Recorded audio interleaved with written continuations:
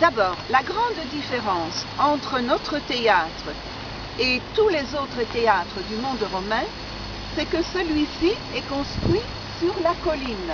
En général, les théâtres sont appuyés contre la colline. Et comme ça, on a donc un support tout à fait naturel.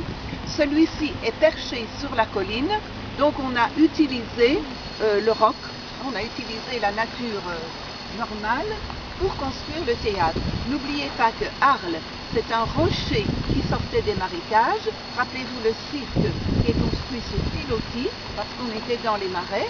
Donc si on avait construit le théâtre au pied de la colline, on aurait eu le même problème. Donc il est construit sur la colline elle-même. Alors, voilà le seul endroit à droite où il nous reste la hauteur réelle du théâtre. Il y avait 27 arcades sur 3 niveaux et c'est le seul endroit où on ait encore les 3 niveaux. Alors vous voyez qu'il y a eu comme des portes, des fenêtres, parce que le théâtre, comme l'amphithéâtre, comme le site, a été habité. On a construit des maisons à l'intérieur. Donc les gradins qui commencent là où vous voyez les premiers gros blocs, allaient jusque là au-dessus.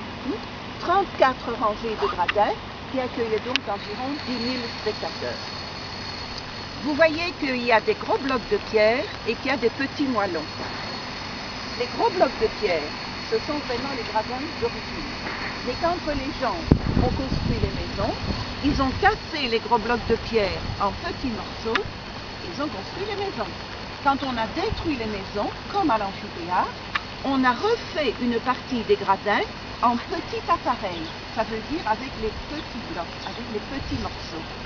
Et c'est pourquoi vous avez donc les gros blocs, uniblocs, et puis par contre des petits morceaux. Maintenant, le théâtre ne contient plus qu'un peu plus de 2000 personnes, puisque vous voyez qu'il y a beaucoup de gradins qui ont disparu. Alors, là, en face des colonnes, il y a normalement la scène. Là, ça fait partie des travaux actuels.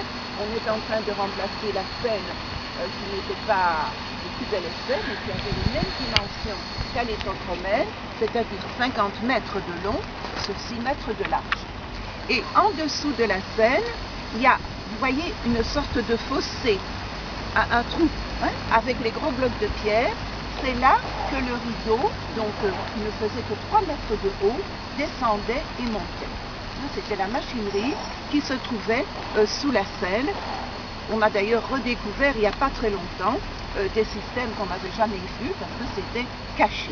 Donc c'était tout le système de machinerie, comme à l'amphithéâtre, pour permettre aux acteurs d'apparaître devant le public. Donc ces acteurs, ce n'étaient que des hommes, et suivant justement la perruque qu'ils portaient, la couleur des vêtements, les spectateurs savaient immédiatement à quel genre de personnage ils avaient affaire. Alors au point de vue représentation, on a donné des pièces d'origine grecque, qui étaient très raffinées, mais les Romains n'appréciaient pas ça. Ils aimaient le gros comique. Donc il y a eu des auteurs romains comme Claude par exemple, qui ont écrit des pièces vraiment très rigolotes. Et le théâtre est même devenu un peu licencieux. On peut absolument tout voir. Et au moment de la chrétienté, c'est-à-dire à partir du 4e siècle, 5e siècle, eh bien on va essayer d'interdire certaines représentations parce qu'on trouvait que ça ne se faisait pas. Et l'Église, évidemment, n'appréciait pas du tout ce genre de spectacle. Mais c'était en général, il y avait aussi des concerts, bien entendu, mais le théâtre, un peu comme les thermes, était un lieu où on venait non seulement pour voir une pièce ou écouter un concert, mais également pour se rencontrer. C'était un endroit convivial et on venait même un peu flirter, un peu draguer. C'était quand même un endroit où on avait le temps, donc on pouvait faire des rencontres et il y avait des connaissances. Voilà. Alors, donc cet énorme mur qui était ici, avec toujours la pierre du pays, la pierre calcaire, mais le marbre, le beau marbre qui venait d'Italie en général. Nous n'avons pas de marbre en Provence. Mais dans le théâtre, vous voyez que même si c'est caché, il y a des morceaux un petit peu partout. Par contre, vous avez vu quelques pièces au musée qui étaient dans les plus belles, celles de marbre qui ont été conservées. mais on a une idée dans le théâtre, une idée de beauté, une idée de raffinement. Tandis que dans l'amphithéâtre, c'est une idée de force, une idée de puissance, une idée de pouvoir. Et tout ça, bien entendu, toujours à l'honneur de Rome.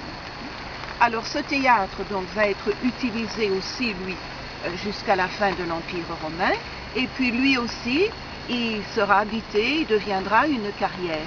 Et ça, la tour carrée que vous voyez là-bas, c'est la tour de Saint-Trophime que nous verrons demain.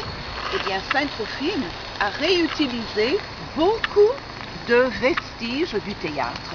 C'était très pratique pour l'Église de se servir ici à côté, trouver des pierres toutes prêtes, toutes décorées, pour réutiliser dans l'église ou le cloître, beaucoup plus simple que de courir dans les Alpilles à 15-20 km, scier les pierres et les ramener sur Arles. Et puis,